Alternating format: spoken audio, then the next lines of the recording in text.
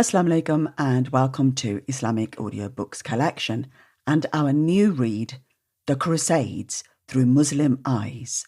I'd like to use this opportunity to thank IslamicLegacy.org for sharing their audio with us. Please do check them out. Allahumma barik lahum. Let's listen. Chapter 1.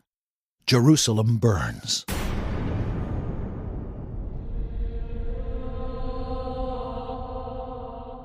Of the many stories that we hear in our lives, there are some that truly stay with us, even if at first we don't quite understand why. These are stories full of darkness and dread, of deeds so horrific that one wonders how the Muslim Ummah can possibly emerge from the shadow of such evil times, and yet the Ummah of Muhammad, peace be upon him, endures. Indeed, it thrives. New generations replace older ones. A people arise that are empowered by belief in Allah, and courage and determination to change their situation for the better. This is one of those stories, and it all began in Jerusalem in the year 1099. Allahu Akbar, Allah. 11th century Jerusalem was a thriving city of Islamic learning. Scholars from all over the world lived around such holy sites as the Al-Aqsa Mosque. Although Jerusalem has always been inhabited by Muslims, Christians, and Jews, it was over 400 years ago when the Khalifa, Umar ibn al-Khattab, traveled personally to Jerusalem to sign the Treaty of Ilya al-Quds and was given the keys to the city by the Orthodox Patriarch of Jerusalem. Now Jerusalem lay at the heart of a vast Muslim empire, surrounded by nation-states such as Damascus, Aleppo, Mosul, Baghdad, and Cairo. It contained a sizable population, since it housed refugees from other towns and villages who had sought asylum behind its walls. But for Jerusalem, 1099 would be a year like no other. From thousands of miles away, a marauding nation dressed in chainmail armor with blood-colored crosses painted across their chests marched into the city and put it to the sword. These were the Franks, and they were motivated by their faith in Christianity. They believed they were on a holy mission commanded and led by God Himself, for which they would have all their sins forgiven and paradise guaranteed. This was an audacious mission indeed, for on the one hand, Crusader knights were pouring into the Muslim states of Spain, Calabria, Corsica, and Sicily. But to attack the Muslim Saracen in his own homeland, that had never been attempted before. The abbot Raymond of Aguilez wrote with glee, "When our men took the main defenses, we saw some astonishing things amongst the Saracens. Some were beheaded, and that's the least that could happen to them. Others were pierced through, and so threw themselves from the heights of the walls. Others, having suffered in length, were thrown into the flames. We could see in the roads, in the places of Jerusalem, bits and pieces of heads, hands, and feet. Everywhere we could only walk through cadavers. But all that was only little. There was so much blood in the old Temple of Solomon that dead corpses swam in it. We could see hands floating and arms that went to glue themselves to bodies that were not theirs. We could not distinguish which arm belonged to which body. The men who were doing the killing could hardly bear the smoke from the corpses." For 7 days, riot and carnage continued. John William Draper, a 19th century historian, writes, "In the capture by the Crusaders, the brains of young children were dashed out against the walls. Infants were thrown over the battlements. Every woman that could be seized was violated. Men were roasted at fires. Some were ripped open to see if they had swallowed gold. The Jews were driven into their synagogue, and there burnt. A massacre of nearly 70,000 persons took place, and the Pope's legate was seen partaking in the triumph.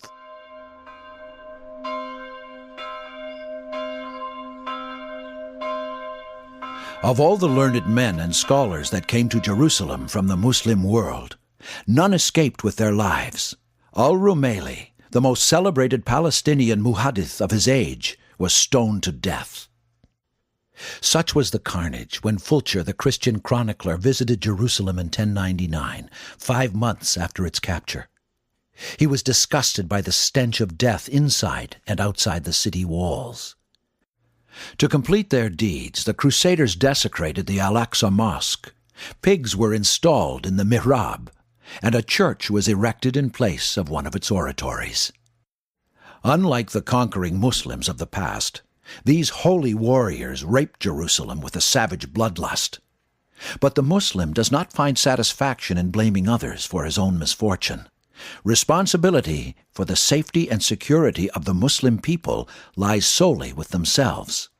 Instead, the Muslim must ask himself, how could an invading force march halfway across the world and into the heart of Muslim lands, while the armies of Damascus, Aleppo, Mosul, Baghdad, and Cairo were still standing? But the story of the Crusades must begin with the Crusaders themselves. The reason why the knights of the Frankish nation decided to leave their families and their homes to march thousands of miles to a land they had never seen, but only heard about in myth and legend. Chapter 2. Knights from a Dark Age. The year is 1095, 4 years prior to the massacre in Jerusalem. Western Europe is in its darkest age.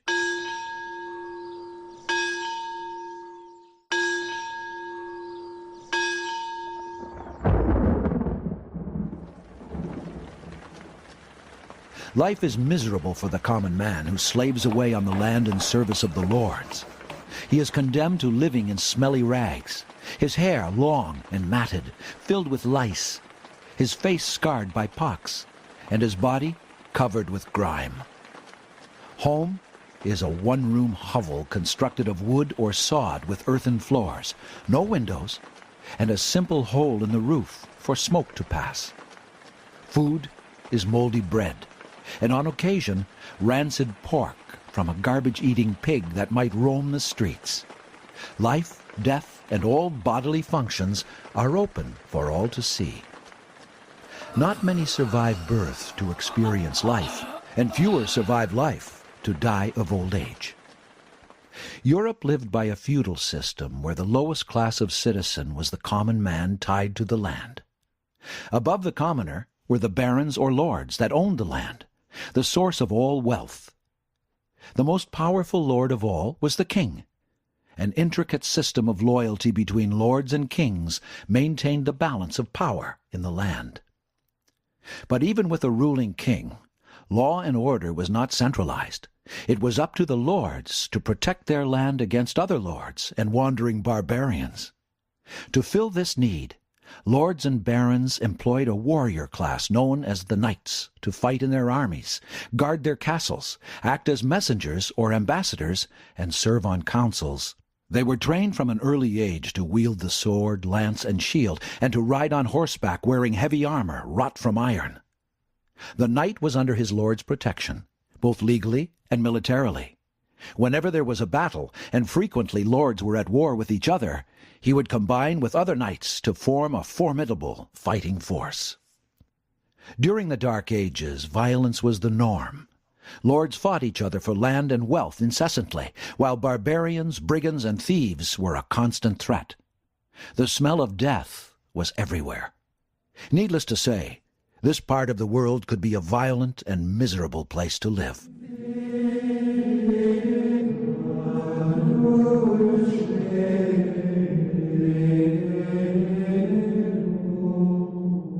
In medieval society, the people looked to the church for their own personal salvation. God and paradise could only be reached through the church's representatives. To be excommunicated from the church was considered the worst possible disaster for the individual, for it supposedly condemned them to hell on earth and in the hereafter. This made the institution of the church more powerful than any king, and also very rich. On top of the various taxes and fees it imposed on the people, it also offered indulgences. An indulgence was a partial or full exemption from some or all of the hard time awaiting Christians in the next life because they have sinned.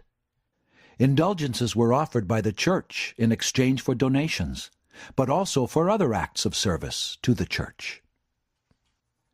Towards the end of the 11th century, the Church was in a state of crisis. The institution had split into two over the issue of marriage within the clergy.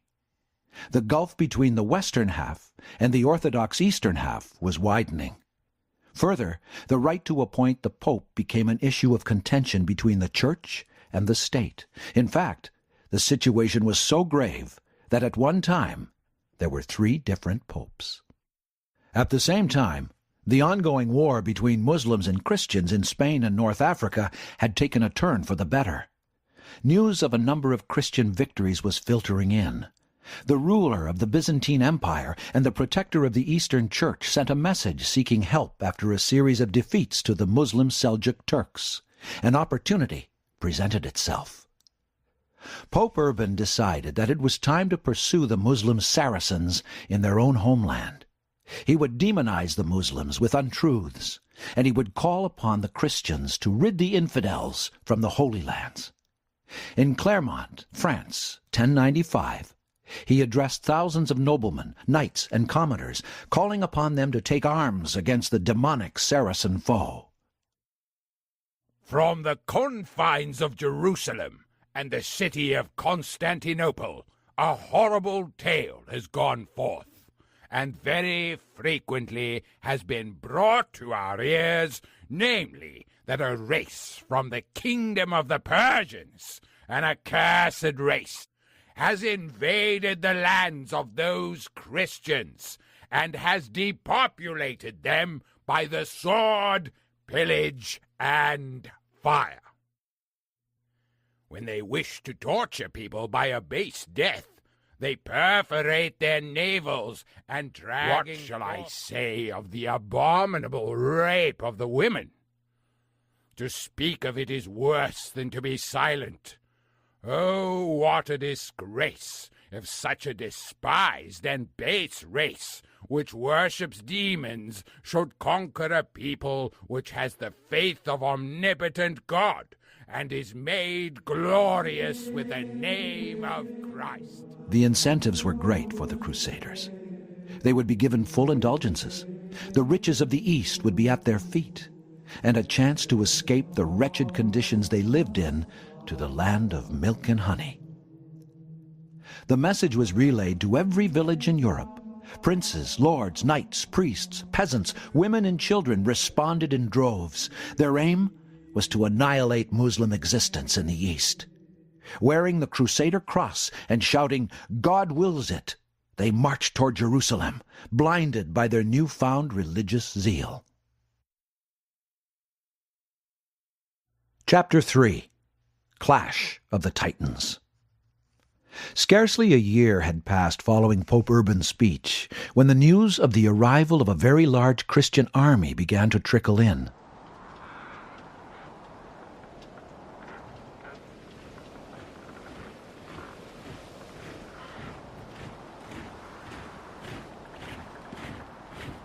They were approaching from the Sea of Marmara, near modern-day Turkey, and were headed for the lands of a Turkish sultan named Kilij Arslan.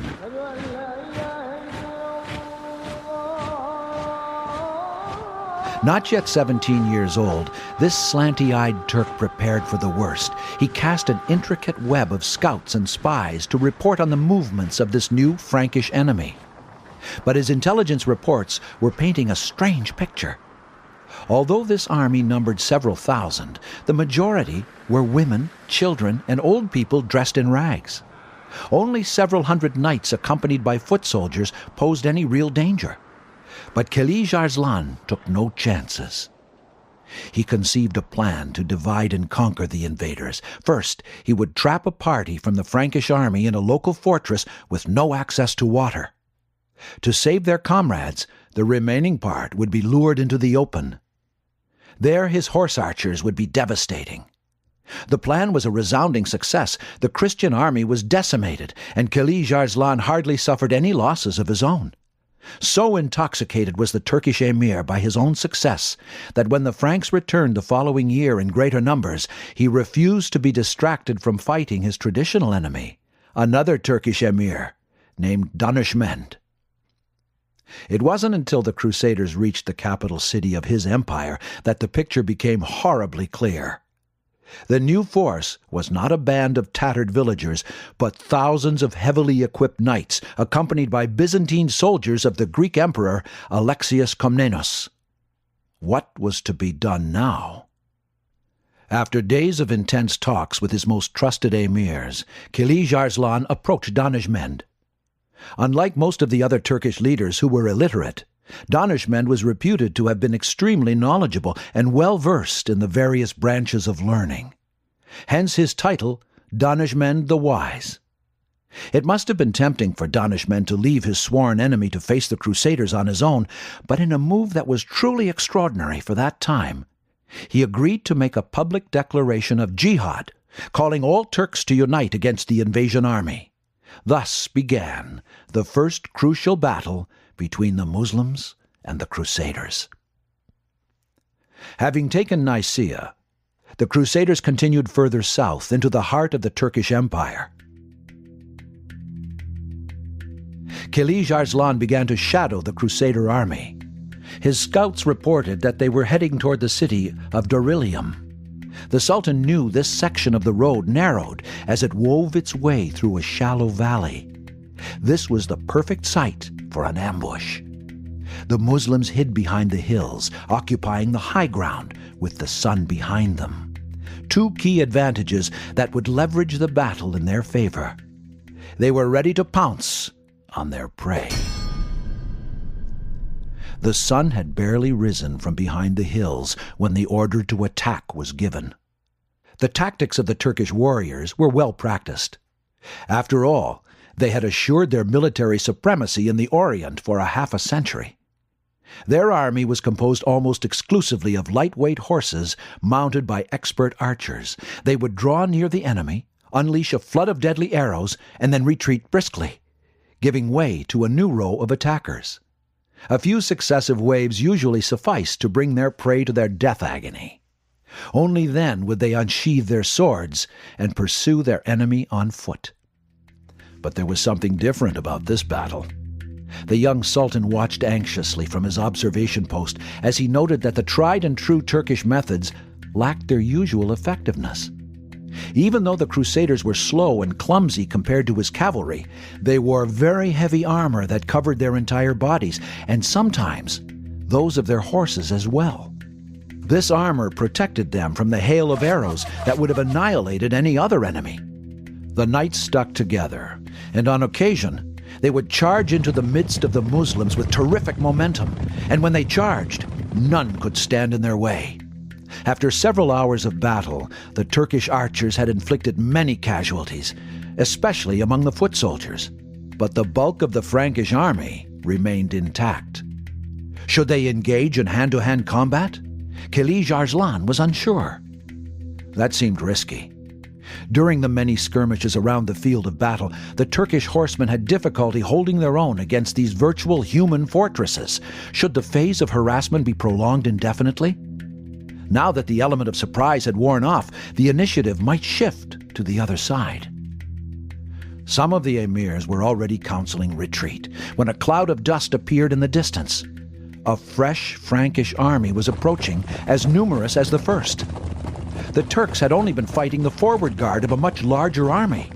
Now the Sultan had no choice but to order a retreat. Before he could do so, a third Frankish army came into view behind the Turkish lines on a hill overlooking the tent of the general's staff. Now Kilij Arslan succumbed to fear. He leapt onto his charger and headed for the mountains at full gallop, even abandoning the rich treasure he had brought to pay his troops. Danishmend was not far behind, along with most of the emirs. Taking advantage of their speed, many horsemen managed to get away without the victors being able to give chase, but most of the Muslim soldiers remained where they were, surrounded on all sides. As Ibn al-Qalanisi wrote, the Franj cut the Turkish army to pieces. They killed, pillaged, and took many prisoners. who were sold into slavery. Kilij Arslan was both stunned and humiliated. He had underestimated the power of the Frankish knight, and even worse, the size of the enemy. It appeared as if Europe had emptied itself of all its fighters. But what was the purpose of this invasion? What was their ultimate destination? News of the Turkish debacle began to spread throughout Muslim lands. In the words of a Syrian chronicler, "When this event, so shameful for Islam, became known, there was real panic. Dread and anxiety welled to enormous proportions. Fear had struck the hearts of the Muslims, and it was well justified. For the Crusaders were about to unleash a horror beyond anything they could ever conceive, and the Muslim Ummah was not prepared to resist the intensity of their aggression." The Khalifa resided not too far in Baghdad, but he was no more than a symbolic figure. His power and authority did not extend much farther than the compounds of his palace, where he spent most of his ample time supervising feats of architecture and composing romantic poems. At the time, there were two main Muslim powers in conflict with each other, one Sunni, the other Shiite. The Sunni Seljuk Turks had served a crushing defeat on the Byzantine Christian Empire and had taken control of most of the Middle East. That's it for today. Please do continue to listen and support us. Jazakallah khair.